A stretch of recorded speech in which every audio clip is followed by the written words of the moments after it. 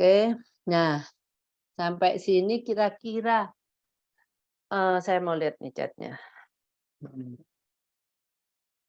Ada saya yang tadi tanyakan bahwa apakah ada anak-anak yang mempunyai problem yang seperti saya bicarakan? Oh, Bu Sylvia, Rafael kalau suruh panggil papa, mama bisa kebalik-balik. Tapi kalau foto bisa mengenali, oh mana papa dan mana mama. Nah ini eh, ada penjelasannya, Bu Sylvia. Karena kalau dua dimensi itu kan fix, ya wajahnya nggak berubah-berubah, ya. Dia bisa mengenali dua dimensi dengan baik karena itu adalah foto yang tidak akan berubah-berubah. Tetapi kalau wajah kita itu kan waktu mungkin ditanya oleh mamanya, Bu Sylvia, mungkin mana papa, mana mama, mungkin wajahnya itu sudah nggak sama, ekspresi wajahnya sudah nggak sama dengan yang ada di foto. Waktu di foto itu mamanya mungkin senyum, pada waktu bertanya ke Rafael, mungkin mamanya ini lagi merotot mungkin, atau lagi nggak senyum pokoknya. Jadi dia bingung, ini mama atau enggak ya, gitu. Papa juga gitu, mungkin, ekspresi wajahnya nggak sama. Karena selain ekspresi wajah, dia juga ngelihat rambut. Oh, rambutnya waktu di foto zaman dulu rambutnya panjang, sekarang pendek. Atau rambutnya papanya kalau panjang itu keriting-keriting, kalau pendek malah rambutnya berdiri. Nah, itu yang membuat mereka bingung, ya. Oke. Nggak ada orang tua, berarti ini cuma Bu Sylvie ya anaknya yang ada problem, yang lainnya, eee, nggak punya masalah dengan face recognition ya, pengenalan wajah untuk, kalau kita ngajar itu? Oh, ini dokter Ali ya? Ali, iya dokter Ali ya? Oh bukan, sorry sorry. Oh ada. Nah, itu mungkin karena saya bilang nggak semuanya anak itu mengalami kesulitan seperti ini, tetapi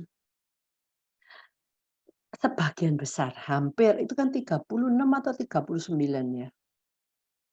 Eee, jadi itu juga lumayan banyak yang menderita, eee, gangguan untuk kemampuan face recognition ini.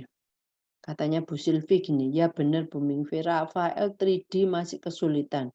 Puzzle ya gitu, kalau 2 dimensi bisa, tapi kalau bikin kayak blok-blok 3 dimensi masih susah. Nah itu. Eee,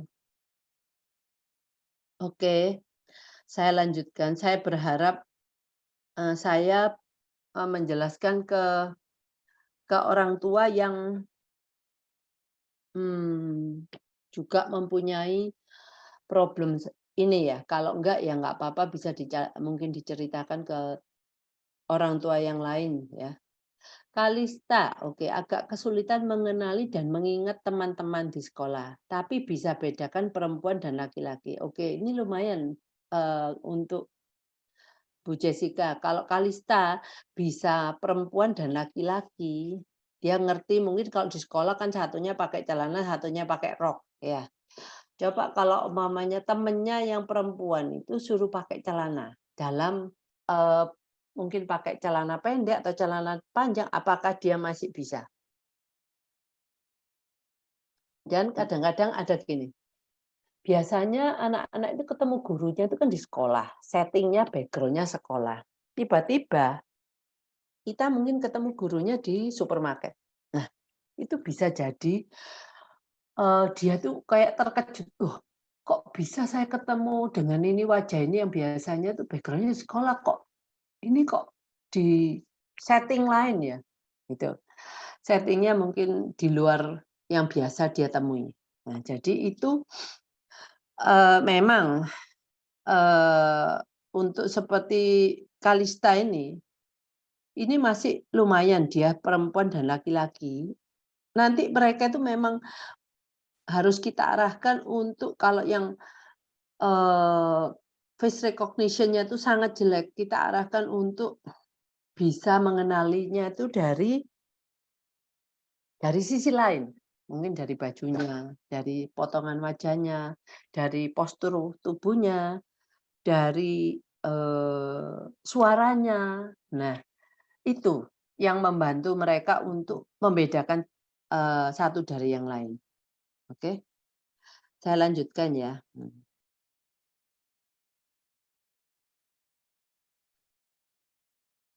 Eee, ini yang saya ngomong tidak spesifik untuk autism, tapi cukup umum pada populasi autism. Mmm, biasanya, orang dia bisa mengenali wajah yang paling dikenal, artinya orang yang dilihat dia setiap hari. Tapi bisa juga enggak, dalam kasus saya dengan kasusnya Bu Sylvie. Anak saya dulu juga kalau saya mama dan papanya, "Ini mama atau papa?" "Papa." Ini saya tanya kedua kali, "Ini mama atau papa?" Jadi mama. Jadi nggak karu-karuan. Dan saya tahu pasti dia cuma guessing. Kalau dia ditanya pertama, jawabnya papa, loh terus ditanyakan lagi, nah dia pasti akan jawab yang lainnya.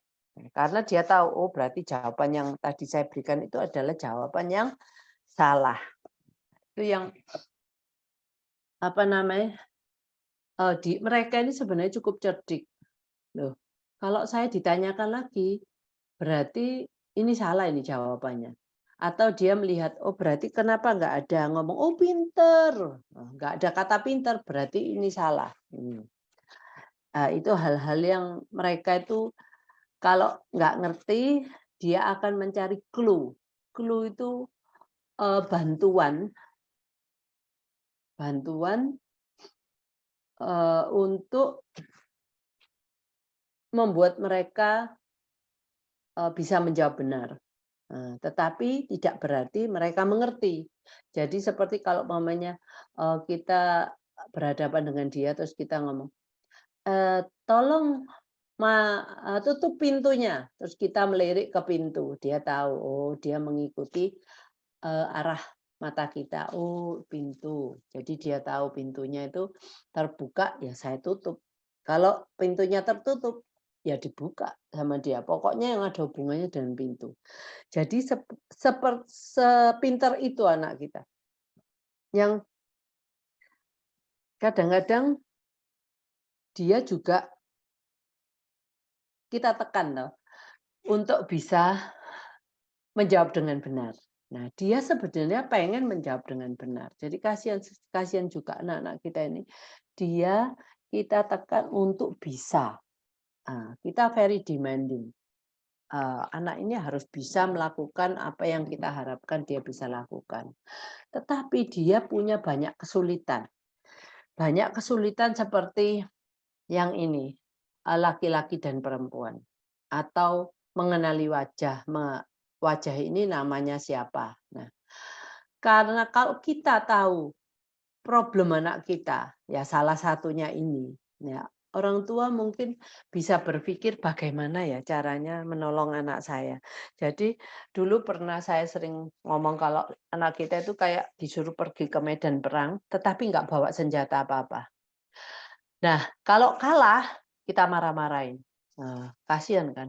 Nah, jadi mereka ini itu banyak ketakutan bahwa mereka akan fail yang memangnya pasti kita tahu bahwa, eee, apa, kalau biasanya dia fail, mungkin kita nggak marah atau tapi kita ngomong, ekspresi wajah kita nggak enak atau ngomongnya, "Oh, oke." Jadi hal-hal yang seperti itu yang membuat mereka juga depresi ya. Jadi tolong kita kalau tahu kondisi anak kita seperti itu, kita banyak kayak tiap hari itu adalah hari-hari ujian bagi dia, yang di mana dia harus melewati itu dengan sukses. Kalau enggak, dia tidak tidak bisa menyenangkan orang tuanya, di mana setiap anak itu sebenarnya pengen loh menyenangkan orang tuanya. Tetapi kalau dia ada anak yang sengaja untuk melakukan kesalahan untuk membuat kita jengkel, itu sebenarnya nggak banyak yang seperti itu. Kecuali dia punya itu anak-anak yang seperti itu jarang ya. Tapi pada umumnya anak-anak itu sebenarnya terlahir dengan pikiran yang baik, bahwa dia suka menyenangkan orang dan nggak punya pikiran pengen menjengkelkan orang yang ada di depannya, gitu ya. Oke, yang ketiga ini, face blindness itu bisa jadi genetik dan diturunkan dalam keluarga, atau juga mungkin disebabkan oleh stroke itu yang saya ngomong tadi, cedera kepala atau penyakit parah. Nah, tingkat efek dan tingkat keparahannya itu nggak sama. Tetapi dari yang pastinya kalau seperti ini, dari yang parah sampai yang ringan, eee, apa, yang ringan itu mungkin saya pun sekarang orang-orang yang sudah tua, oh kalau saya, itu kalau kita udah menjelang menjelang tua, itu kita sering lupa nama orang, tetapi kita nggak lupa wajah orang.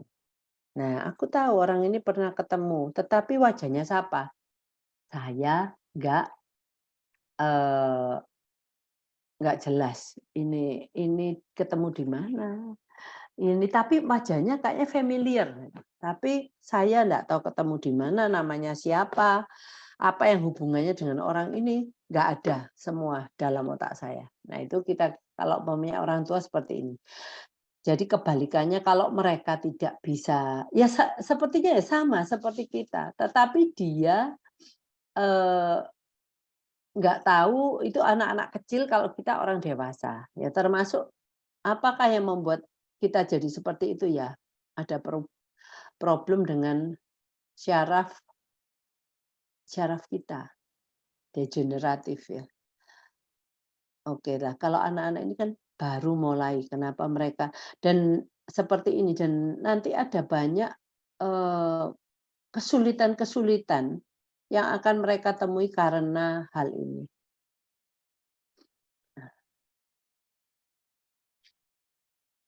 Nah, ini ada contoh, namanya Hans Asperger. Mungkin banyak orang tua di sini yang pernah dengar kata Asperger ya. Asperger itu suatu, gangguan yang di bawah spektrum autisme, yang paling ringan ya. Asperger ini, eee, menemukan menemukan Asperger ini, anak-anak yang dengan ciri-ciri Asperger ini. Dia melaporkan contoh seorang astronom dengan sindrom Asperger yang tidak bisa mengenali teman dan kerabatnya, astronom. Astronom itu kayak bukan astronot ya, astronom itu yang orang yang mengerti perbintangan kayaknya. Nah, dia pastinya, karena Hans Asperger ini meneliti anak-anak dengan gangguan Asperger, ya salah satunya yang dia ceritakan adalah seorang astronom dengan gangguan Asperger yang tidak bisa mengenali teman dan kerabat. Kerabat itu keluarga ya. Nah, satu lagi yang namanya Temple Grandin. Mungkin pernah dengar ya namanya Temple Grandin ini, wanita autism yang high functioning, yang dia menulis buku juga mengenai bagaimana kalau kita anak-anak spesial ini, eee, thinking in picture, berpikir melalui gambar-gambar, ya. Nanti, saya enggak jelaskan di sini mengenai itu, mungkin satu waktu saya akan ngomong mengenai dia yang ngomong, "What is thinking in picture?" Tapi dia ada bukunya. Dia ngomong dia sering mengalami situasi yang memalukan karena dia tidak mengingat wajah. Kecuali dia telah melihat orang itu berkali-kali atau mereka memiliki fitur wajah yang sangat berbeda. Mungkin kalau oh orang ini mempunyai scar, mungkin bekas luka di pipinya. Nah, itu kan jarang orang punya itu, jadi dia tahu, oh orang yang punya scar di pipinya itu si A namanya. Tapi kalau orang kebanyakan, nah dia, nggak melihatnya sering, dia nggak bisa mengenali, nggak bisa mengingat. Hmm. Yang dia ngomong fitur wajah yang berbeda itu seperti janggut besar, kacamatanya tebel sekali seperti, botol, dasarnya botol ya, atau wajahnya aneh, ya, gaya rambutnya aneh. Wajah aneh itu gimana ya, mungkin wajah yang nggak mmm, ada wajah orang yang bentuknya segitiga, itu mungkin aneh ya. Eee, Orangnya kecil, terus wajahnya juga kecil. Nah, jadi kita lebih gampang mengingat-ingat dengan orang dengan ciri-ciri yang sangat spesifik.